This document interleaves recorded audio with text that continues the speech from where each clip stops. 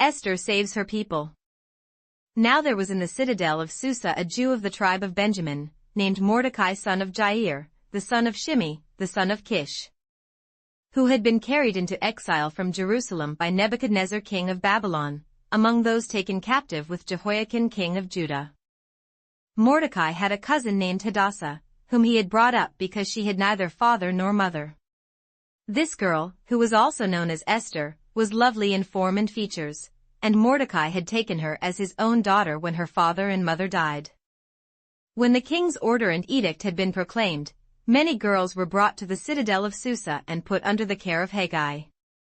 Esther also was taken to the king's palace and entrusted to Haggai, who had charge of the harem. The girl pleased him and won his favor.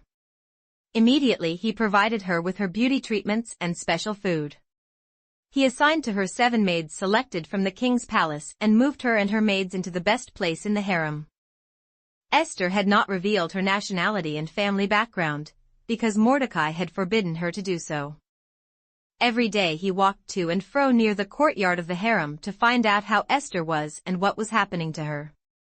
Before a girl's turn came to go in to King Xerxes, she had to complete 12 months of beauty treatments prescribed for the women, 6 months with oil of myrrh and 6 with perfumes and cosmetics. And this is how she would go to the king. Anything she wanted was given to her to take with her from the harem to the king's palace.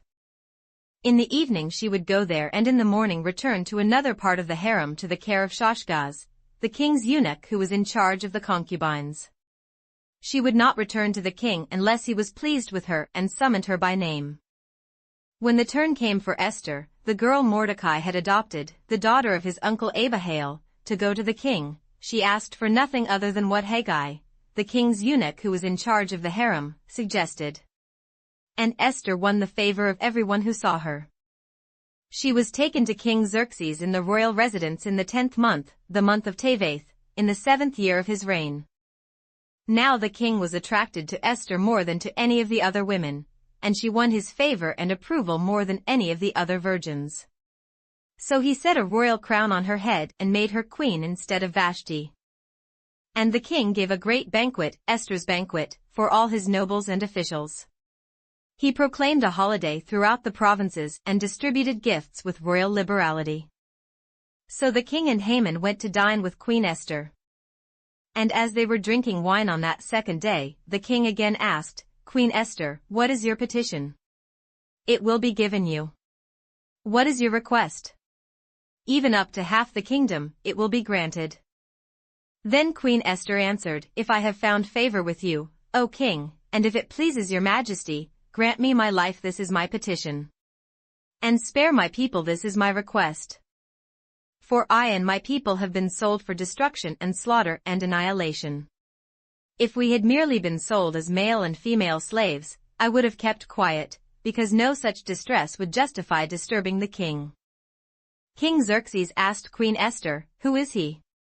Where is the man who has dared to do such a thing?" Esther said, "The adversary and enemy is this vile Haman." Then Haman was terrified before the king and queen. The king got up in a rage, left his wine and went out into the palace garden. But Haman, realizing that the king had already decided his fate, stayed behind to beg Queen Esther for his life. Just as the king returned from the palace garden to the banquet hall, Haman was falling on the couch where Esther was reclining. The king exclaimed, "Will he even molest the queen while she is with me in the house?"